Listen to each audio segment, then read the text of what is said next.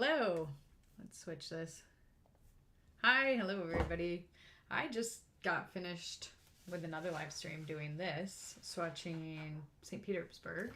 And I have another project that I need to do, and that honestly swatching the St. Petersburg took so little time that I was like, well, might as well, we've got everything set up, might as well share with you this other project. And the other project is making a swatch card for this, for my Roman Szmals watercolors. We did the Roman Szmals, we swatched them last time, and I would say the only issue right now is that this one, I still can't get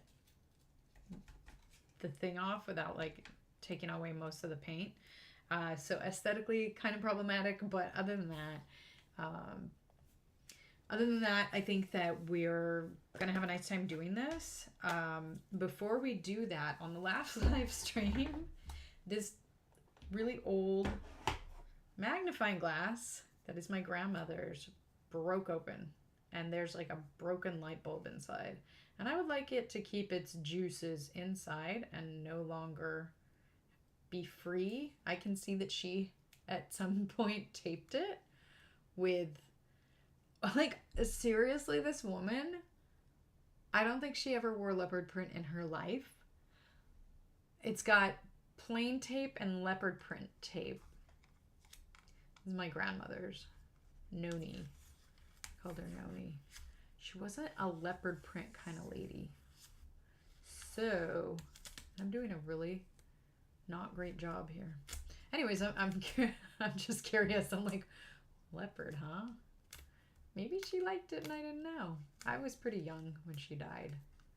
I was in my early 20s. So I'm sure that there are things about her that I didn't know. But I asked a lot of questions. I'm a very curious person. And if she had wanted to tell me, I would have listened. She told me so many amazing stories from her time during the war. She kind of remembered the Great Depression. She was born during the Great Depression. Okay, so a little bit safer. We're going to be using this to look at some of the detailed information on this that's written really tiny. I already have it written down in my swatch book, so I don't have to look at these little papers. I'm just keeping them here because I'm keeping them here because some of them are a little hard to identify, and so I've kept the ones that I think would be confusing.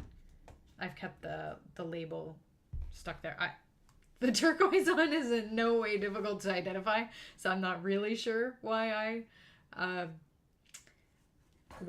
did that, but I guess it was just there. And then I have these other swatch cards here, and for some reason I'm just like unsure that we're live. I'm pretty sure we are. Okay, the next thing we're gonna do is open. I thought you would enjoy doing this with me, but we're gonna open a brand new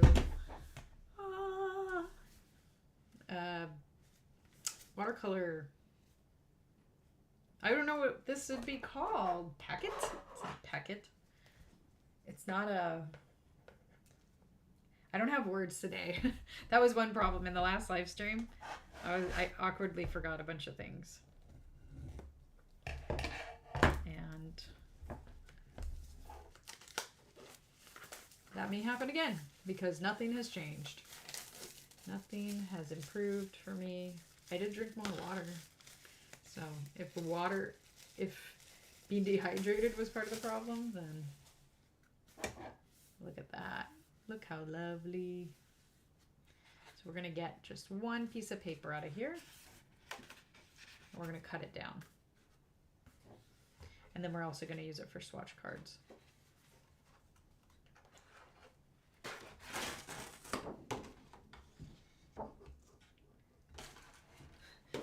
Should have backed up the camera for all this or tried to do it right here, but oh well. You got to see a little bit of unboxing.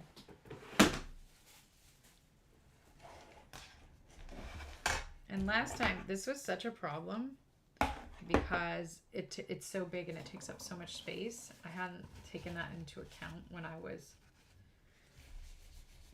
I'm cleaning up the paint from the last live stream. I'm cleaning up St. Petersburg's paint, not Roman Szmal paint. So I like to, when I'm painting, I typically always use just one brand's paint because I really want to understand how each of the brands work. And I know a lot of people, they just like pick it based on their color, and that's what I originally did, but it caused huge frustration for me because when I was trying to do, we're going to measure now, because when I was trying to do a painting, like whenever I was trying to do portraits, some of the paints weren't layering well, and I didn't realize that some brands don't layer great. They're better for wet and wet. Daniel Smith's one of them. And then some paints are good for layering, like Winsor Newton. And I was using both of those together, and that was just not effective. Okay, so we're just eyeballing it here. We're gonna hold it here, and then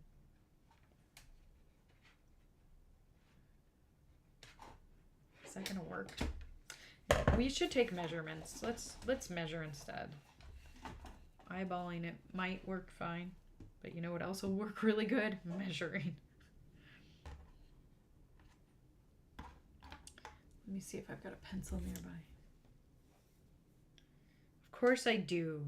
We're in an artist studio. And I really want it to be rounded around the corners. Honestly, this line is not that straight, and I could have done better freehanding it probably. But okay, whatever.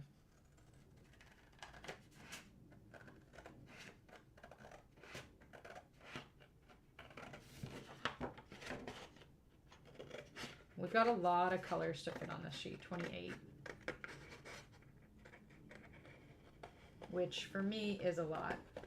I don't know how many paints other people have, if they have like the amount of paints that they have based on finances, space.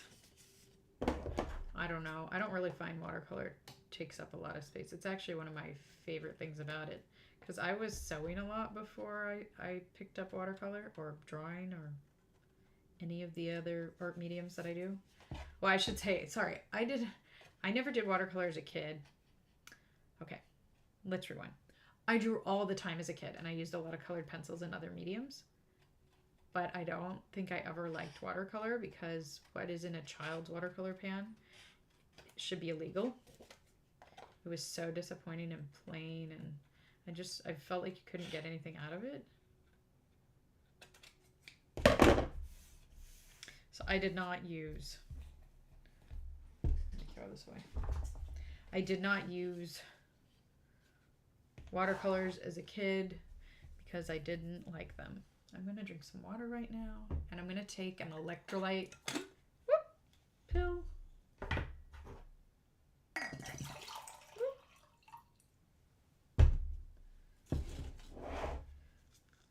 Because my blood pressure's been kind of low. And this can help.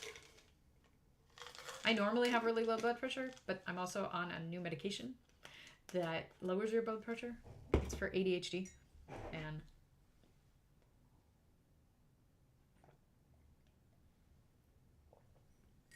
as a general rule, my ADHD symptoms are significantly more annoying to me than my low blood pressure. Although yesterday it got pretty low and I got kind of sick. But that doesn't have to happen if I'm proactive, if I'm paying attention, and if I'm assuming that it could happen. Okay, so here are our colors. Hold on. Let's put this back. We're gonna, we might need these, but because we have the swatch card, and I was waiting for this to dry, this is what we just did in the other live stream, the St. Petersburg. Let's look at the Roman Szmal. Okay, wait, is it dry? Is it really, really dry? Let's give it another minute. I'm gonna just put it over my heater right here. Oh, wait, I'm between two heaters. I have a red light heater right next to me, a heat lamp, and I have a, what are these called? An oil heater. It says eco on the outside. I don't know about eco. Okay, well, let me just tell you how I'm gonna do these things. So we're gonna start with, what did we do last time? That'll be easiest. We started with red, went to yellow, blue, green, blue. Yeah, we'll just do that. Even though we have, what am I saying? We're not doing a swatching paper. We're doing it exactly as it's done here. But we'll start with the yellows and the lighter colors because they will contaminate the other. They'll contaminate my water, and there's my water if you're wondering what I'm referencing. We're gonna start over here and then move on to here, darker colors later, so that they don't. That sounds racist. It is what it is though. Like, it's harder for the yellow to contaminate the dark green. There, that sounds very neutral, right? Okay, is this almost dry? I'm just waiting. Okay, so that I can show you. I think it's dry. Okay. This is the swatching we did for Roman Szmal. That's a lot of colors, right? That's a lot. Like, it's gonna take a while. We're not putting as much information. I'm just gonna write the name, and that's it. We could put other information, but not necessary. And I'm gonna use this as my reference. And I wish you could see it at the same time, but I don't have camera set up for that, so we'll just pull it out every so often. And then we need to make this. I did need to hold the book, but it would have really saved time if I had not if I had been drawing the sections instead of holding the book. Okay, we need 7. And we need it to be split in half. So we'll do some we're gonna have really light lines that we'll erase later probably. And this is probably unnecessary. We don't want it that far up. Let's do it like that. Tip. When you're trying to draw a straight line, look where you want the line to go. Don't look at where you are making the line, look where you want it to go, and it can be a lot easier. Okay, and then okay, can we divide it directly in half? No, not really, but we can pick half. Let me just make sure that my perspective isn't distorted because I'm not looking straight down on it. Okay, so this is halfway probably, and then half of half. So then we need 3 on each side. 1, 3. Yep, that looks good.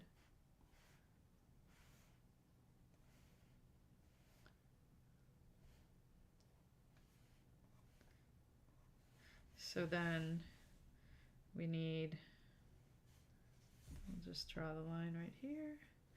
I'm going to be erasing these lines later.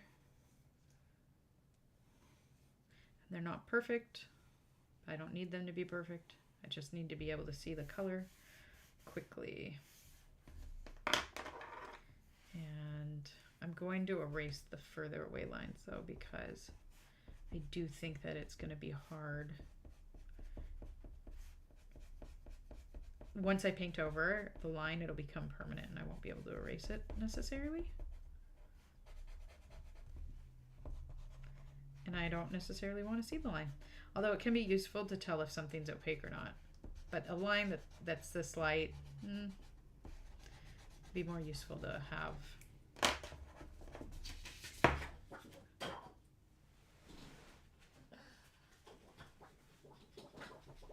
Be more useful to have like a dark black line or a white line.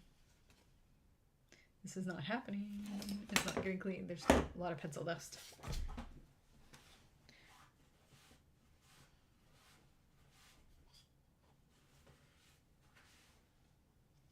Okay.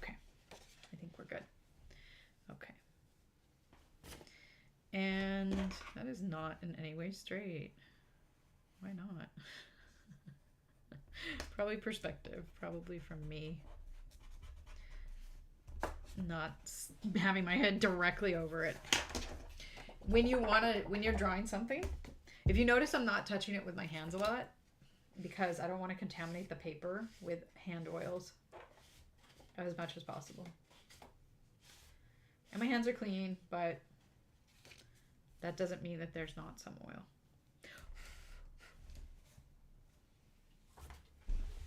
We're assuming the rag doesn't have oil, but we don't know that. Okay, then we're gonna label this first one as,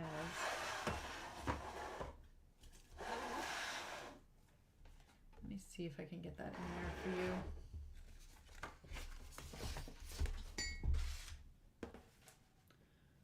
No, there's only so much we can do. No, no, I messed up my organization. That's the order they were in, right? You guys saw that? You saw. We'll test them. We'll test them before we. Yeah, this isn't happening.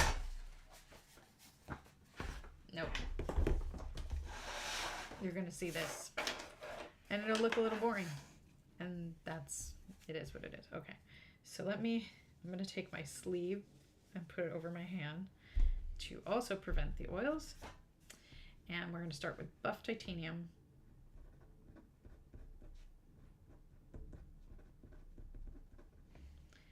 And we're also gonna assume that because I just swatched these, that things are pretty clean.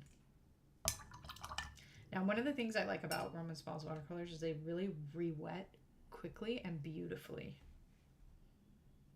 I really just like these paints, and I can't really say why, but they are kind of amazing. You know what? We have so much real estate, and I'm like making it just in this like top corner. Huh. We can write buff titanium under that. Let's cover it up. It's pretty opaque. Let's see if we can do it. I think with maybe 2 layers or something we could. Is this gonna fit in the palette? Yeah, we're good. Okay.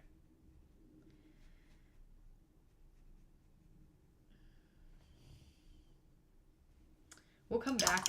We'll come back and see if we can cover up that error. And the next one that we're doing is, oh boy, our deepest yellow. All these yellows look the same to me.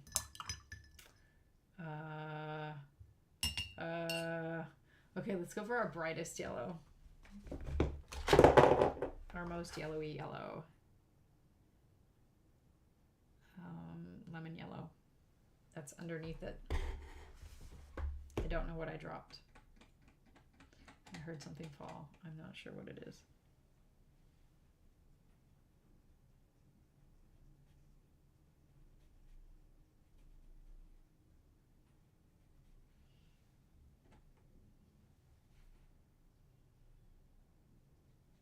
Yeah, some more lines here would be helpful so that I know where to write. I'm gonna do that for the next ones because that's something I didn't consider. I was just like, each box. But I was overly cautious, and we have more space. So we'll probably write here. And we'll write here. And we'll write more lines when we get to that side.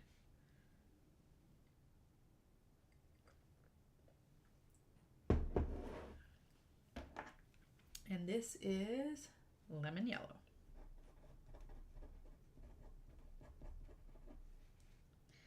Buff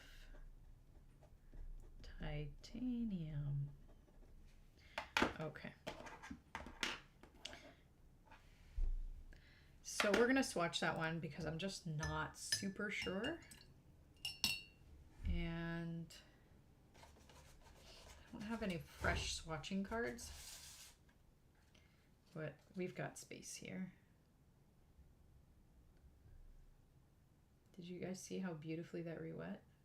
We're gonna need a lot. And then we might need to let it dry. That might be what happens, because sometimes they're hard to tell apart.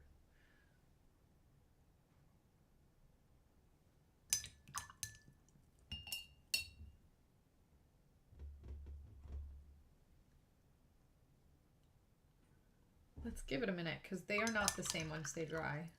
Well, I'm looking at the swatching palette, and they kind of are. This one's different though. This is Nickel Azo Yellow, and it has a very distinctive green to it, and so it looks different in the pan. That is how I'm figuring out what to swatch next. Is I don't mind if they touch and mix a little bit, because it's not terrible to know what these colors would look like if they were mixed with other colors, but actually that may be better for like a color wheel or something. I think we need to keep them distinct. Nickel. I need to put this down and hold my paper. Nickel Azo Yellow.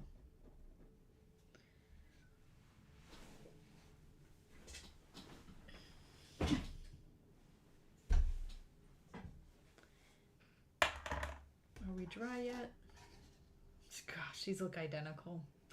That, let me tell you, is probably a waste of money unless they have very different properties. Let's check. We know it's not Nickel Azo Yellow. We know that one is Hansa Yellow, and we know that one's Indian Yellow. Oh, Indian Yellow I accidentally didn't swatch. I'm going to guess this makes no sense.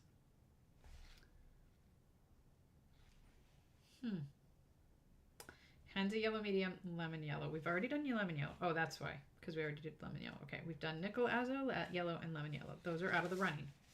So one is Indian Yellow and one is Hansa Yellow. I love both of them, and they are very, very similar. I must have not realized that when I was buying them. Wow, those are twins. We're gonna move on to Cobalt Green, or yeah, whatever's down there. We're gonna swatch it and we'll label it once we've figured out. That's another trick I can do. Okay, we don't need to drop that. That's glass. That's another trick I didn't realize I could do, is I could just swatch it where it's supposed to be, matching its location, and label it later when I find out the one it looks like. What? I'm so smart. It only took me how long have we been here? Like 30 minutes to figure that out. To be fair, a lot of it was unpackaging. I just want to make sure that this is clean. I feel like my paintbrush could be contaminated. Is it? I don't think so. That's beautiful. Beautiful, beautiful. We're gonna not touch because I don't want you contaminating one another.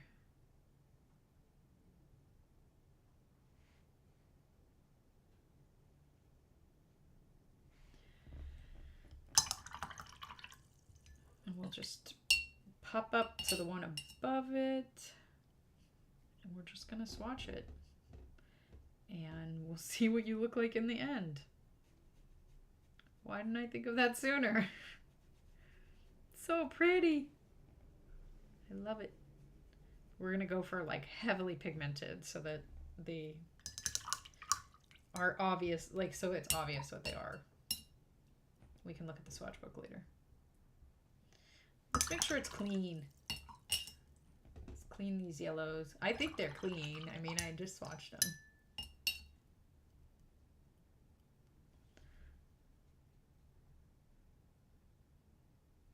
Okay, so this one seems a lot more like opaque.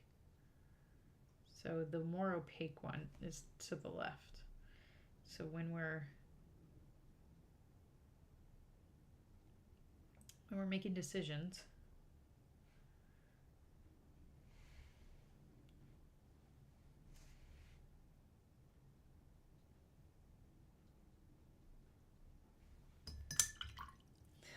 they look exactly the same.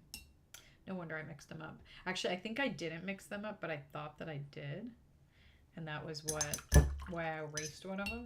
Now I see that it would not matter. Now this orange one can oftentimes look very yellow. Nope, I'm thinking of a different one. Is my paintbrush dirty?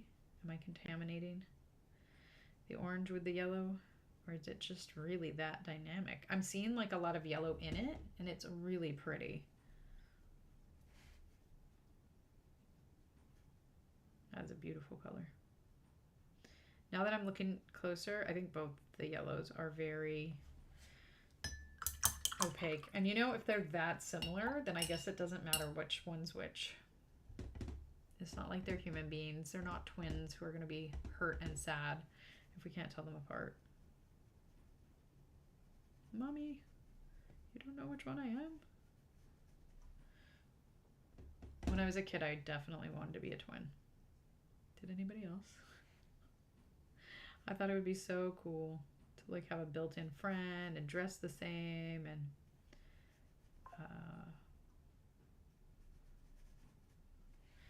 and I do not have an opinion on it now. It is no longer a fantasy.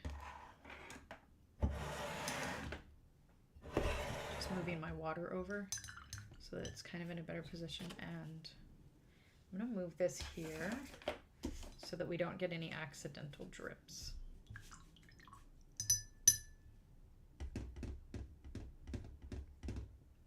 Like I said, we're just assuming everything's really clean because I cleaned it to do the swatching book just a few days ago. Oh, I left all this extra space at the end. Yes, I'm an artist. I'm so good. I'm so good at drawing that I can't even make a swatch card look even. I don't know. I've heard a lot of artists say, no, I can't draw a straight line. When would I do that in art? And I'm like, well, if you're drawing a building or something. Sorry for the noise.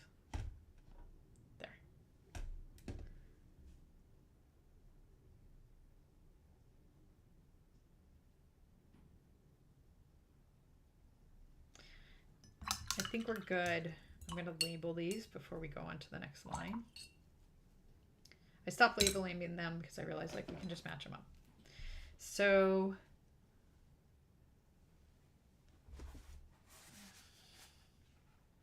let's bring this out. The redder red is Aquarius red. And then the pinker red is quinacridone red.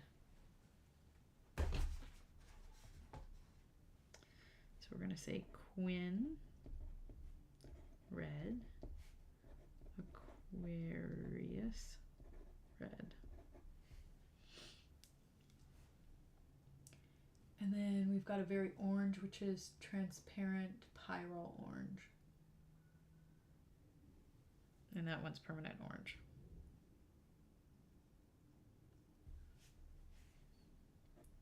Transparent pyrrole orange.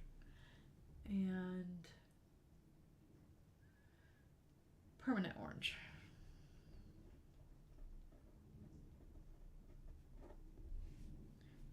Okay. These two colors, they're gonna just have to dry. Okay, and then this green is cobalt green light.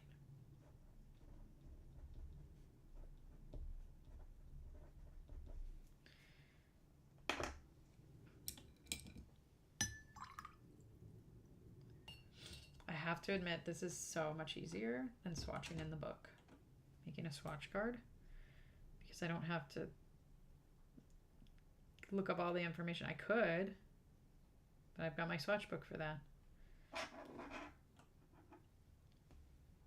I just want to be able to remember which color's which is really hard to know when you're doing pans. Beautiful, beautiful.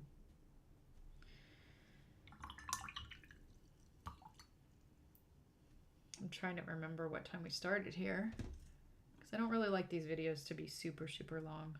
I know on Twitch when people stream, it'll be like 5 hours. But I figure on YouTube, because it's going to a video on demand, you want it to be kind of concise. That is not what I was expecting. I was not expecting this color to come out. I love it. So pretty.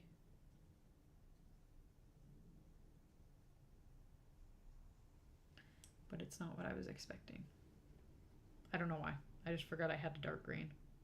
And I think that this green is this seriously a single pigment? That's amazing.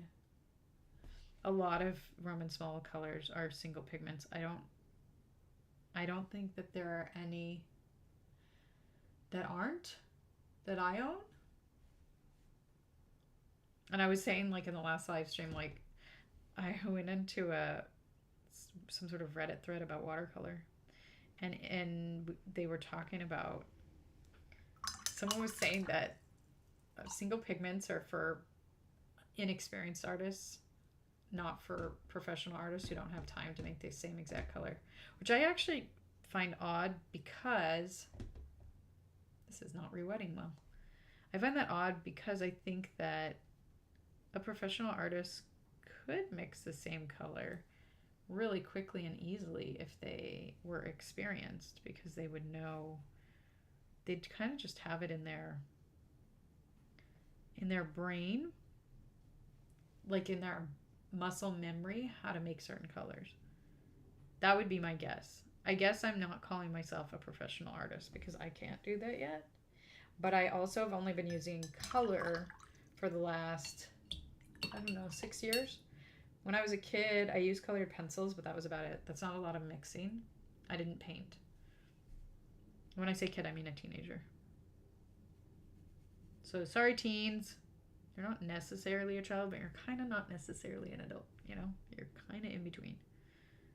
But, uh-oh, no touching! When I was a teen, I did not want to be called a child. So, you have my pity that I just called you that. Sorry.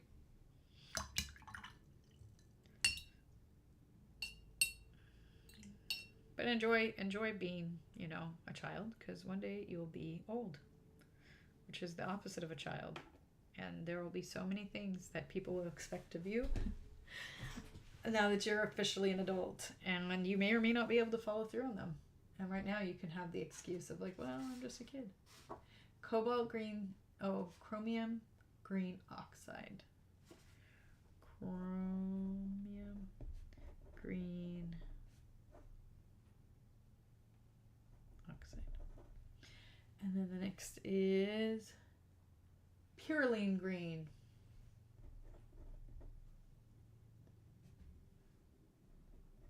That's one of my new colors, and I really love it.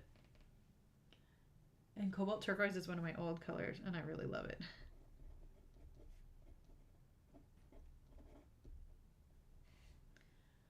And then we have transparent turquoise. I have the most turquoise in this set.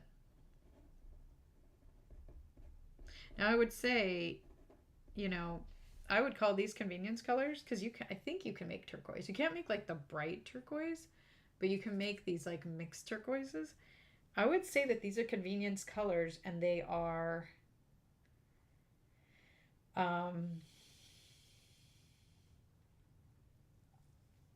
sorry, my neck's hurting a little bit. And they're single pigment. So that person's argument that, you know, making that perfect color, I don't know, I think it probably depends on the brand. Okay.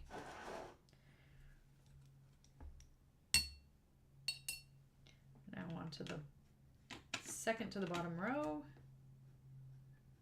And what color is this? I have the paper in for the one underneath it, because I find those ones look really the same in the pan. So that one doesn't re-wet super great. But it is obvious which one it is. It's Potter's Pink. I was so excited for this one, but I find it to be more purple than pink. It's okay if you mix a little red in it and it looks a little more pink than I like it. But I was hoping for like just a pink out of the tube. And I am a little disappointed because it isn't really what I thought it would be. I do like the color, but it isn't the color that was in my head is all I'm saying. And I don't know. It's muted, so I definitely would use it. Is it light fast? It says 8, which I never looked what exactly, how Roman Szmal exactly does their colors, but I think 8 was what most of them were. So I'm assuming 8's good. Because I know they are pretty light fast. Like Roman Szmal, the creator of the line, cares about that stuff. You can look at interviews with him.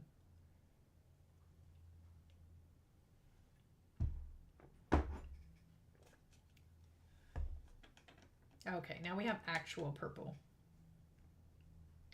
Very, very purple.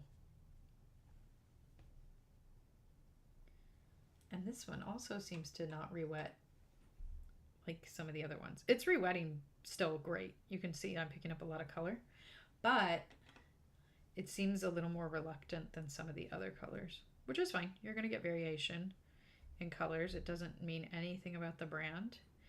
But some pigments are just hard to re-wet. And when you're working with only pans, that's just going to be what happens. This is a color I use a lot for mixing. It's probably, yeah, it's dioxazine purple.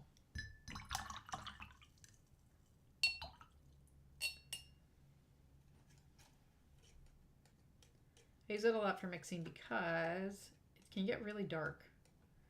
And if you want to create something, some dark colors with watercolor, that can be problematic. It can be difficult to do. What a beautiful blue. What is that? It's a down-thrown blue. It's one of my favorites. Okay, and what I like about this blue is it's really dark, but it's not granulating, so I would enjoy using it for skin tones. I would also say it's a good replacement for French Ultramarine in its tone. It's not bright enough, but I like to use I would like to use French Ultramarine, the color, for undertones for my husband's skin. He has a very, very dark skin. But French Ultramarine's granulating, so I don't like skin to look like it's granulated. I guess if we did like a larger than life one, it could be somebody's pores. It could represent pores, but I don't think my husband has particularly like noticeable pores, so that wouldn't be a good representation for him as a human being. I think it's a lot easier to find non-granulating pigments for lighter skin tones because you can just mix red and yellow, which tend to be non-granulating, and boom, you're good to go. But with darker skin tones, most browns granulate and a lot of blues granulate. And at least for my particular person that I'm trying to paint, they have a lot of blue undertones. Uh-oh. Oops, we're gonna clean that up. That's not gonna work. It just picked up the blue from next door. Way too much. That will not give me accurate information. Okay, let's try again. Actually, we're going to leave that for a second. We're going to get the one next to it and give that one a minute to dry. This is a great mixing blue. It's very close to cyan. And so if you want to use it with magenta, you can make some really pure purples. So this is phthalo blue. And I just recognize it because I have it on a lot of my sketching palettes, like my going out palettes. What would you call that? They have a name, but you know, I can't remember things today. Look at that. Look how that I thought it wasn't going to re-wet well. Look at how much pigment that pulled up. That's a lot of turquoise. That's gorgeous. I love them all together. So pretty. Okay, so are we, I think we're ready to go back to this one. I think this is Cobalt, which I think, uh-oh. Yeah, okay. I picked up the right one. It just looks so similar to French Ultramarine. I think it'd be okay as an undertone for my husband's skin, but I'd want to add some maybe red to it. And I don't think it's not granulating. I think it's just less granulating than French Ultramarine. If I'm looking at my swatch and seeing like how it behaved. Okay, let's label these guys. A lot of people get upset about labels. I don't mind them. I think it helps us understand things. Potter's Pink. And that's a joke, by the way. Like, I'm talking about like autism and ADHD and all that, both of which I have the label of. And I think that it has made my life infinitely easier to know where I can find people like myself, or like how I can explain myself to people. Although the autism one trips people up because I'm high masking and it confuses them. The ADHD people usually believe, but the autism people are like, what? But you're so outgoing. I'm like, yeah, and then I'm gonna go home and hide. In Danthrone Blue. And a million other quirks, you know, that we're not going to talk about today. But anyways, I think labels are great overall. I just think don't abuse them. You have a choice. It's a tool. It's a tool just like every other tool ever. Any tool can be used for good or bad, and it's up to you. Huh. Wait a second. Am I seeing this correctly? No, I wasn't. Wait. Sorry, when they're not dry, they look kind of different. French Ultramarine, Cobalt, Phthalo. Yeah. Yeah. I got it correctly. I'm doubting myself. What do you guys think about labels? Do they upset you? Do you like them? People get mad at me for... People have gotten mad at me for how often I'll use them. And it's usually somebody interrupting and saying I don't like labels before they understand why I'm using the label. And for them, obviously, it's like a trigger. If they're, if they're interrupting without hearing me out. Cobalt Teal. But yeah, I think labels are very useful, and it's important to understand that a label can only get you so far, though. At a certain point, you're not going to... For example, if you've met one person with autism, you've met one person with autism. And that's it. Like, there's not... How did I leave so little room at the bottom here? You're seeing my mental deficiencies at work here. It still looks beautiful, but these guys got all this space, and these guys are going to get very little because I forgot to take into account how much space there is for the names. I would say that the names might be the least important thing, though, when we are labeling these, and that is because as long as you know the location on the tray and you can match it up and know what it'll look like on your paper, you're good. What it's called only matters if you need to reorder. No, no, oh no, no, no, no, no. Wait. I feel like I'm talking to my dog when she's accidentally having an accident. Is it an accident? I don't know how accidental it is or how intentional. Oh, this one's like the really cool one that like separates out really beautifully, I think. But I left the labels with them, so we'll be able to know. I might double check with this, but... Oh, that is way too much water. Let me soak up some of that water. I think maybe it's not re-wetting well. Or it's re-wetting slower. Not saying well is kind of just impatient. I mean, it's going to re-wet and it'll be great in about 30 seconds. I can wait 30 seconds. And in fact, a pigment that re-wets more slowly might be really useful when you're painting if it's a little bit more likely to just stay on the paper where you put it.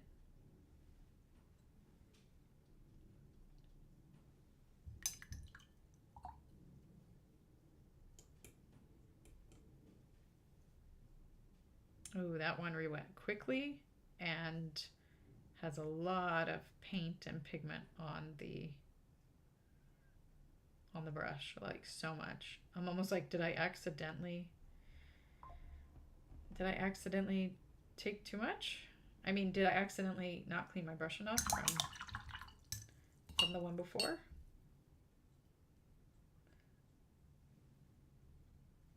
That one's re-wetting much more slowly, much more what I would expect. All these gorgeous browns, and none of them I can use for skin tone unless I'm okay with the skin tone looking granulated, which, you know, I mean, it's okay, I guess, but if your portrait is like tiny, so let's say you're doing a portrait and the person's face is like half the size of mine, you're not going to see pores. That's not realistic. If you're not trying to be realistic, it's fine. But I usually am. So, not realistic, but like close to. That's a cool color. It's kind of a purple, kind of a brown. I think it granulates. Very pretty. I like granulating paints. It's just I've been doing a lot of portraits lately and I'm finding them frustrating for portrait work. And if you put it in the background, well then the attention's going to the background because there's all that texture in the background now. I've literally said this every time. Every time I've swatched paint, I sound like a broken record. Okay, can we tell these yellows apart yet? I still don't think so. We can give this one a few more minutes to dry. But we just might never know. Or I might have to go online and see which one's darker. Because maybe I've just mixed them up. Maybe I've mixed up the label. Although I think I bought one recently. So if we can say like, no, they both look gold. Okay. So this one is the, where's the name? Oh, hematite. Hematite.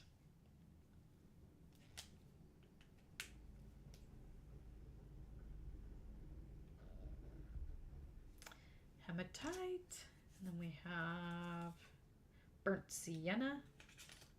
Oh, this one is like, this is burnt sienna from Monte Amiata. I'm not going to be able to fit that in, but so cool to know where the pigment actually came from. I think that Roman Szmal is very particular about where he gets his pigments from.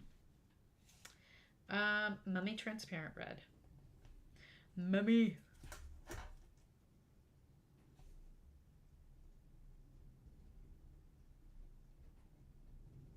Okay, we don't have any room for the word red. Okay, next. Aquarius brown.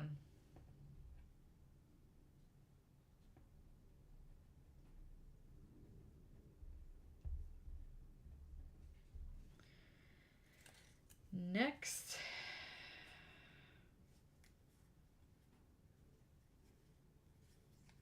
Transparent oxide red. It's good to know it's transparent. Oh no, did this get wet? What's happening? Is the paper wet?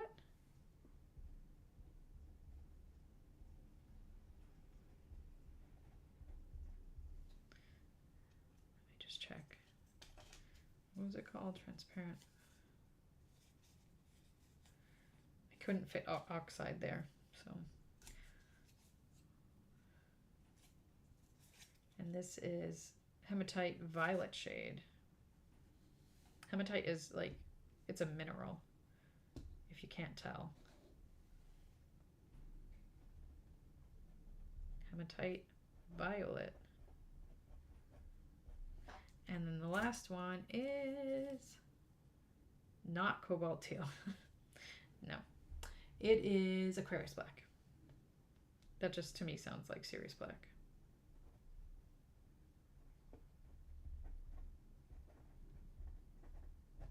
Okay, I'm gonna cut off the edge here because we don't really need it. Well, you know what, we'll leave it because does it fit in the pan? We'll cut just a little bit off.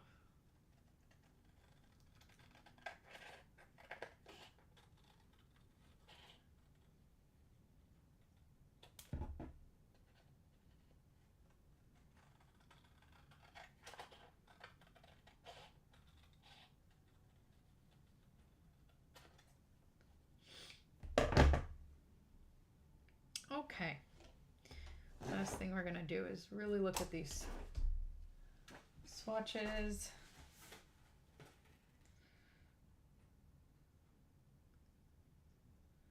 You know, I just feel like it's impossible to tell.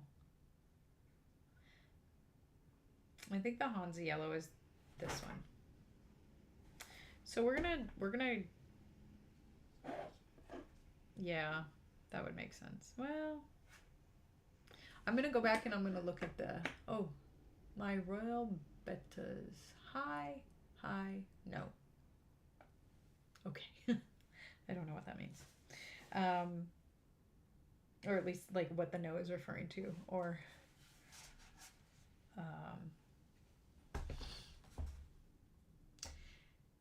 I'm gonna wait. I'm gonna go back. I'm gonna go online. I'm gonna see which ones match, and then I'm gonna label them. And yeah, if you're desperate to know, come to one of my other live streams and ask me, and I'll tell you which one is which. If you're like, I can never rest again until I know which of those yellows is which. If you're like strung up about this and stressed, my royal bettas, if this is like weighing on you, come to another live stream and then I'll fill you in. But yeah, here's what we made today. Thank you so much for joining me in making this swatch card so that I can know which of my colors are which when I'm painting with my Roman Szmals, and I'll see you in the next one.